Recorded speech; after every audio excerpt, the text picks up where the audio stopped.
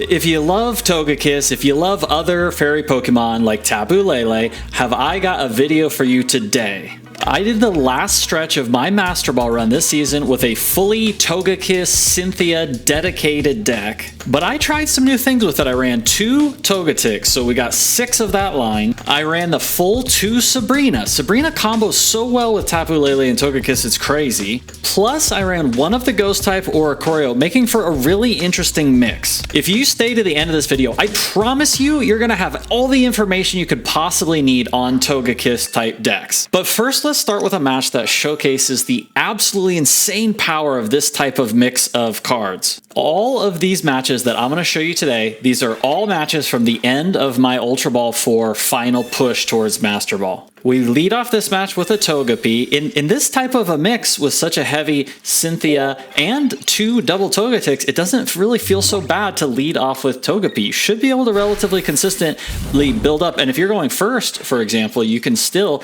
get a Togetic evolution.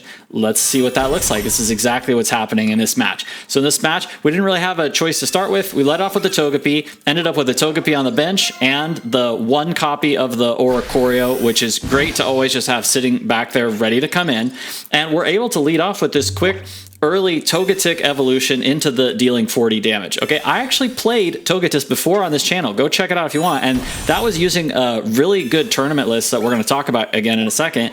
And it ran far-fetched, dealing 40 damage. Here, because we're running 2 Togetic, it kind of, I don't know that we really need far-fetched. I'm not sure what that person was thinking, but what about just running 2 Togekick? We're able to get consistent Togetics into the immediate 40 damage if we're going first. We're up against Charizard. Kind of knew that was coming. We saw the fire energy early on and saw the sleeves and everything they were using, and they get the perfect Charizard into the Stoke as soon as they possibly can. They also had a Lily. Now my hope here was that worst case scenario, even though we're not hitting what we want, the deck is going to have some consistency issues. I've said this a million times on the channel. Any rare candy deck, you're going to have consistency issues. I've never played one that doesn't have some consistency issues. So the thought here was, okay, well, they're also having some problems because they don't have anything on the bench. Maybe if we can somehow kill this Charizard, but then they came in with that Lily, pushing it back up, and suddenly I'm starting to worry a little bit about the match. But then I brought the Oricorio in thinking, okay, we'll hit for 80. As long as they don't have the double Lily, we're fine. And then they had the double Lily, and now things are looking really, really bad. But this is where this match ended up being just absolutely disgusting for me. Oh my gosh. We've got the Sabrina. This is a card I don't really see ran a lot in these types of decks. They put the Litten out on the bench. We get the Togekiss that we've built up on the bench up to 2 energy, hit for the 60. This is such a good play.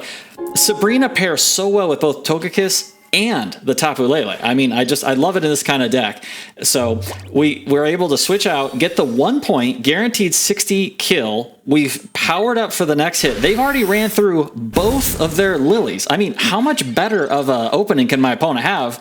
But because we're able to also use that 1 cape, that 1 cape feels absolutely critical in this deck. We managed to get a swing for 170 and win that, what should have been like an unwinnable match for this deck, right? It should have been unwinnable, I think.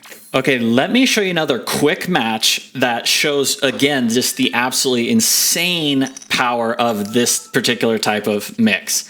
So we're leading off here. We're up against a grass deck, leading up with a Tapu Lele. And with this deck, I usually pretty much always just throw all my Pokemon down. This deck, even though it should be pretty rough against like Mars and Red Card, folks talk about how, you know, these rare candies decks struggle against that kind of stuff. I haven't really felt like this deck struggles so much because we have so many basic Pokemon that we can just dump down onto the board right away. It doesn't feel so bad. And because we're running that double Togetic, it just doesn't really feel so bad.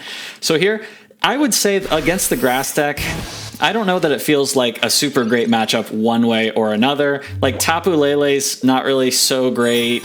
Tapu Lele is so good against like, you know, Stoke, Charizard, and Giratina, which are all over the place, as probably everybody here knows. But, you know, against the grass deck, they only usually need like basically 2 energies typically. Pretty much all of the grass Pokemon being run right now are 2 energy type Pokemon.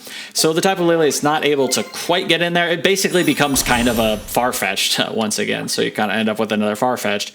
But we have our Togekiss, which does pair well against the the kitty cat line, which is going to end up dealing 60 damage. Tapu Lele, it does okay. It kind of stalls, and you can just build up the Togekiss on the bench. That's exactly what we do. So we're pretty much the best opening with this deck is going to be Tapu Lele up front. But starting again with the Togepi, given that we can go Energy 1 Togetic, Energy 2 Togekiss, doesn't feel so bad either. So we got the Tapu Lele here. Here's the crazy power of this deck. The Sabrina is so good because even if you don't get this insane start, like we got, look at what we got here. We cut them off from the one kind of chance that they really had in this match. The Meowscarada, it's just not good enough against us. They wanted to build that Rowlet on the bench. This type of deck doesn't usually run the Sabrina, but because we've got the Sabrina in there, I just showed you 2 matches in a row where we're able to pick off that back Pokemon, and then once we pick it off, we've set up for an insane, we almost had it again in this match except for the Cyrus, set up for this insane Cynthia Togekiss. They were able to Cyrus us, but then here we are, we actually got it right back because of the fact that they killed that. We got the Togekiss back in, and boom, we won again with the exact same strat. Sabrina into Cynthia. It's so strong. For those of you interested in playing Togekiss, I want this to be like the final video you ever have to watch, okay? I'm going to give you multiple lists. Let's start with this list right here. This list right here was maybe the list that kind of kicked off Togekiss into the mainstream, perhaps. This list got second place in one of the first really large tournaments of Celestial Guardians, and you've probably seen it around YouTube. I covered the deck myself. Feel free to go back and watch that video if you'd like. The deck felt strong. I did really well with it in ranked. It felt good, but I was wondering about a few things. I was wondering about the Farfetch'd. Like, is that really the best in slot card there? I love Farfetch'd, but I'm just not sure, especially when you have Tapu Lele, who's basically already kind of a Farfetch'd, but probably better. As you just saw in my match, against the Charizards running around, Stoke Charizards, Giratinas, it feels really strong right now. The 2 Cynthia felt super strong to me, and then it did have a Sabrina also, as well as a Cyrus, and I loved the Giant Cape. So here's a list that, if you want, you could run this type of variant. It did extremely well in tournament. Again, second place overall. Here's a list you could use. All right, let's look at another list. Now, this is a Gengar list. Wait, what a second. Wait, this is a Togekiss video. Why are you showing me a Gengar list? This list was one of the top best performing decks also in a recent tournament that had like 3,000 people, maybe the biggest tournament ever for Pokemon TCG Pocket. And this was one of the best day 1 performing decks, and it also did well in day 2 as well. It came in pretty close, pretty high up in the top of the tournament. Why am I showing you this deck? Because this deck, it feels so much like a Togekiss deck. Okay, I covered this deck also. You can go back and look at that video. I have to do the shout out one time in the video. If you like these types of videos, if you like covering different tournament winners and decks, high ranked matches, do please consider subscribing to the channel. It does help me a lot. With that out of the way, yeah, this deck, it feels so much like the Togekiss deck, and I just kept thinking that as I was playing it. And one of the things that I kept thinking playing it is just how strong the 2 Tapu Lele and the 1 Ghost Oricorio felt while playing the deck. It just felt so solid, and then you can just start building that Gengar up back on the bench. You can do the same thing with Togekiss. So you could basically just take this deck and swap the Gengar out for Togekiss, but this also just made me start thinking, what about just kind of combining these 2 lists together? And it turns out that I wasn't the only one who had that idea, actually, because in this same 3,000 person humongous tournament, the Gengar list got 29th place out of about 3,000, and this list got 34th place.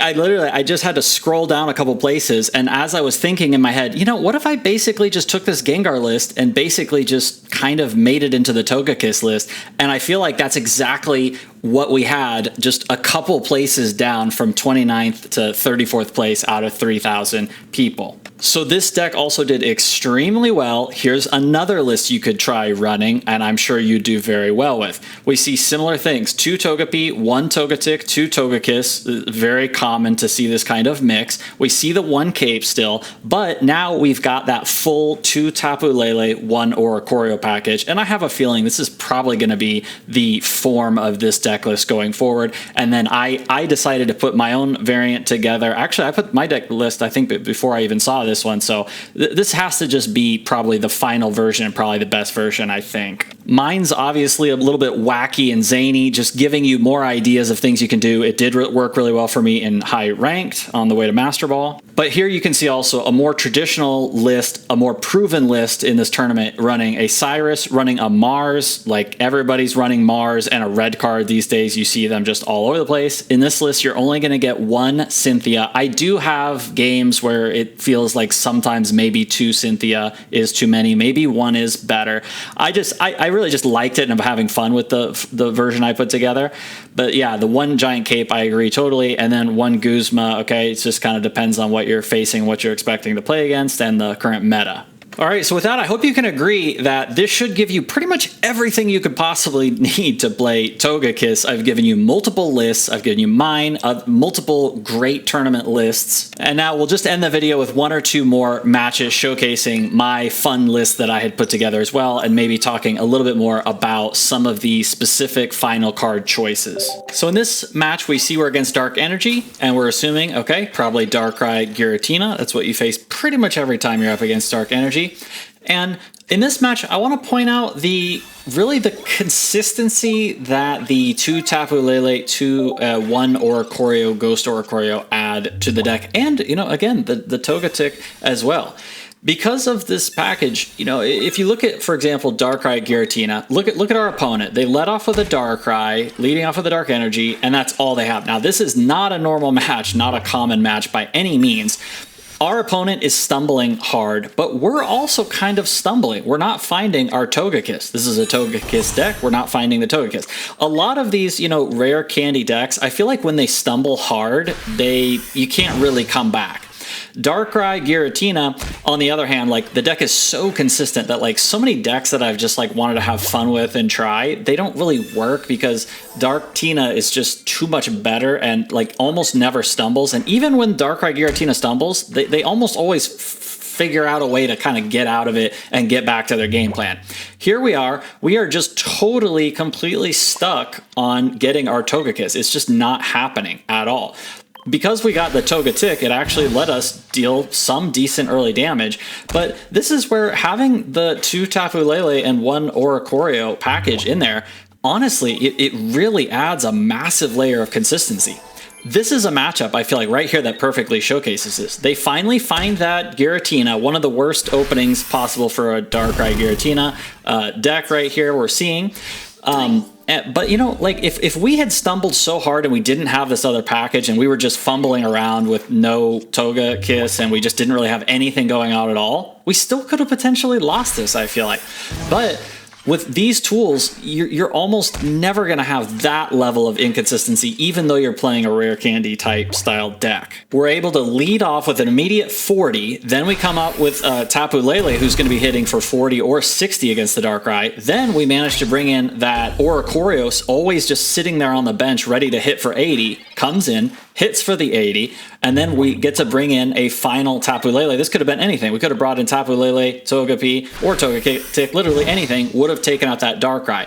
Then the Giratina is going to come out from hiding, from its little hiding spot there. And again, I really feel like, I've played decks that would still potentially lose this if they stumbled hard enough, but we're not going to, because now we've still got that Tapu Lele out there, and Tapu Lele is like Giratina's really worst nightmare. And because we're playing the Togetic really helps get you, the double Togetic package helps so much to get you also out of these situations where when they red card you or Mars you, if you've been able to get that Togetic down, you're in such a better position because all you have to then draw is that Togekiss. So honestly, I feel like this package makes the deck really feel pretty consistent, I would say. Well, you'll have to try it out yourself and keep it around. I could see potentially trying to add in one little extra boost of consistency. But anyway, our opponent was absolutely in a horrible position. There was nothing they could do. We end up getting a perfect 110 kill with the lucky Cynthia Togekiss draw, but there was nothing they could do. They were stuck on one Psychic Energy. There was no way they were getting out of that, I would say. So that match really showcases one thing I do love about this deck, just the fact, just how consistent it gets with the Tapu Lele and Oricorio. There's so many games where that Tapu Lele Oricorio early pressure is going to just hammer your opponent. All right, going into, this will be the final match I'll show. This was just kind of a fun match. I was really surprised running up into right before Master Rank to actually run into a mirror match. Who would have thought that? I don't see this deck often on the ladder. Anyways, we're leading off with the Togepi. They're leading off with the Tapu Lele. pretty normal starts for both decks, since these are the most common Pokemon. You have 2 copies of each. I went ahead and opted to put the cape on the front Togepi, attacking the opponent's Tapu Lele for 20. My assumption here is the opponent probably needs to try and build that back Togepi, because this front Tapu Lele, it's not really good against this deck. I think they should have probably counted on losing that front Tapu Lele, but I don't know. There wasn't really much hope, to be honest, for my opponent. After we draw this Cynthia, starting with a perfect rare candy Togekiss opener, having the Cynthia in hand, this is why I love Cynthia, because I would have only been able to hit for 60, but here I'm able to cross the 70 boundary here with Togetic. You can imagine a situation where Togekick, this is why I like having 2 copies. You play the Togetic, hit really hard, and then again finish for 60. Here we were able to finish with the Cynthia.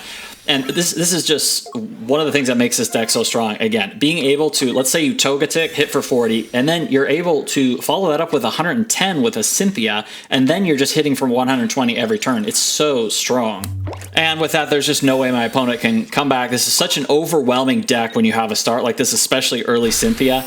That's going to be it for the video, everybody. My final shout out one more time. Please subscribe to the channel if you like this style and content of video. Even more importantly, let me know how I can improve these or what you want to see next. Subscribing does really help a lot. It's still an early channel. I plan to take it all the way to 1,000 subs, but I do need your help. Anyway, thank you very much, and I'll see y'all in the next one.